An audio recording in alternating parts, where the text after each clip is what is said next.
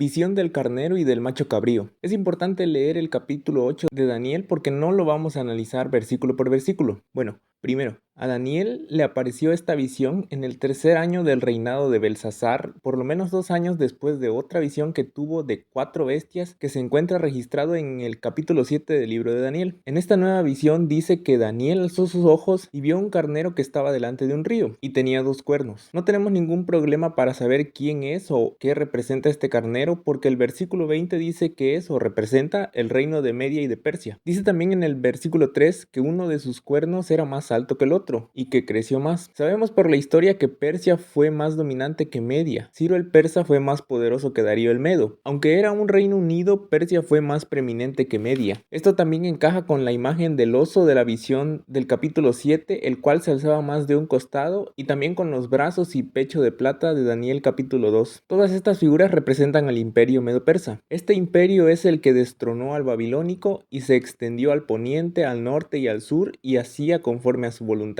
y se engrandecía según Daniel 8:4. Pero en esta visión de repente de la nada apareció un macho cabrío muy veloz que Daniel vio que no tocaba la tierra por tanta rapidez y tenía un cuerno notable entre sus ojos. Este macho cabrío tampoco nos ofrece problema de interpretación, ya que en el versículo 21 se nos dice que es el reino de Grecia, y el cuerno notable tampoco presenta problema porque también nos dice que ese cuerno es el rey primero. Ahora, en la visión, este macho cabrío corrió contra el carnero, se levantó contra él, lo hirió y le quebró sus 2 cuernos, lo derribó y lo humilló. Y esto se cumplió. La derrota humillante de Jerjes en la batalla de Salamis marcó el comienzo del fin para el gobierno persa. El texto dice que el cuerno notable del carnero era el rey primero, y sin dudas es muy claro que hace referencia a Alejandro Magno, que con rapidez se levantó y conquistó, y se engrandecía. Y esa rapidez está representada por las alas del leopardo del capítulo 7. Pero luego en la visión dice que el macho cabrío, que es el reino de Grecia, estando en su mayor fuerza, el cuerno que tenía fue quebrado y en su lugar aparecieron 4 cuernos notables. Alejandro Magno es el rey primero, y cuando estaba en su mayor apogeo y gloria, repentina e inesperadamente murió a la edad de 33 años, y en su lugar 4 generales del ejército de Alejandro dividieron su imperio en 4 partes, que son los 4 cuernos que salieron después de que se quebrara el primero. Uno de ellos se hizo cargo del área de Europa, gobernando Grecia y Macedonia. Otro tomó una gran parte de Asia Menor, gobernando sobre Tracia y Bitinia. El tercero tomó la porción oriental del imperio, gobernando sobre Siria y Babilonia. Y Ptolomeo tomó Egipto y porciones del norte de África. Estos 4 cuernos del carnero corresponden a las 4 cabezas de leopardo del capítulo 7. Ahora, en el versículo 9 dice que de uno de ellos, de esos 4 cuernos, salió otro cuerno pequeño y creció mucho al sur y al oriente y hacia la tierra gloriosa. Y esta sin lugar a dudas se refiere a la tierra de Jerusalén. Pero entonces, ¿quién es este cuerno pequeño? Bueno, tomemos en cuenta que esto fue escrito proféticamente como 200 años antes de que esto ocurriera.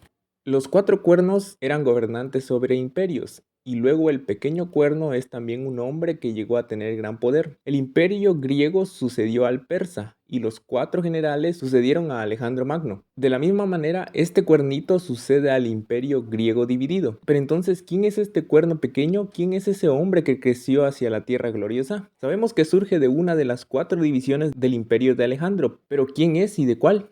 En el año 175 a.C.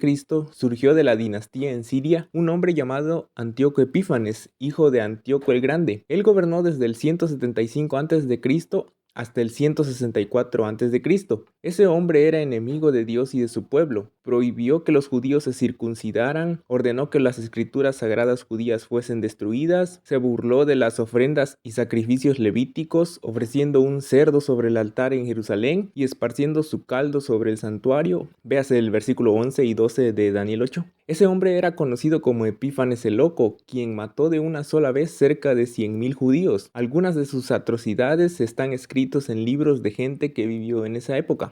Recordemos que esto fue profetizado y escrito siglos antes de que todo esto sucediera. Para nosotros hoy es historia, pero para Daniel era futuro. Ahora, hagamos un paréntesis. En el capítulo 7 de Daniel también se menciona de un cuerno pequeño que derriba a 3 cuernos, y algunos podrían pensar o confundirse deduciendo que se refieren a lo mismo o al mismo cuerno, pero no. Si notamos, el cuerno pequeño del capítulo 7 sale del 4.º reino y el cuernito del capítulo 8 sale del 3.er reino. Pero entonces, ¿cuál es la diferencia? El cuerno pequeño del capítulo 7 que sale del cuarto reino es el anticristo y el cuernito del capítulo 8 es una referencia a Antíoco. Aunque también podemos tomar a Antíoco como una figura del anticristo y posiblemente o muy seguramente sea una profecía doble refiriéndose a ambos, sobre todo porque en el versículo 17 dice que esta visión es para el tiempo del fin, pero yo creo que su interpretación primaria es en Antíoco, tomando en cuenta que el mismo ángel dijo que el carnero era Grecia. Luego en la visión Daniel oyó a un santo que preguntaba a otro santo cuánto duraría esta desolación a la tierra santa y al santuario.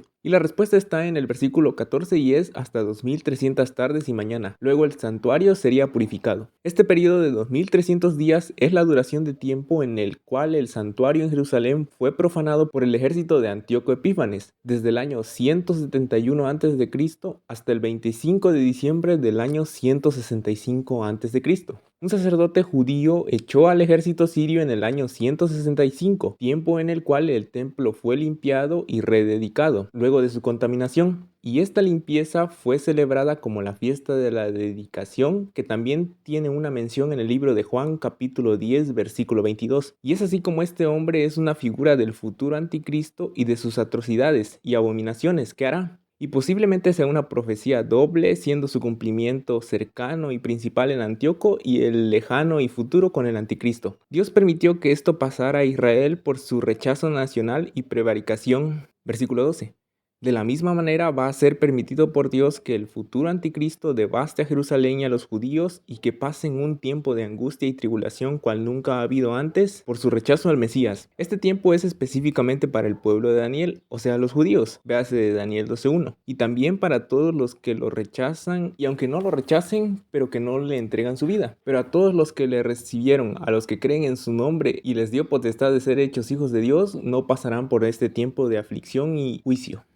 Si Jesucristo se entregó y en una cruz por mí murió y mis pecados perdonó, quiero entregarme por él, pues todo él por mí entregó.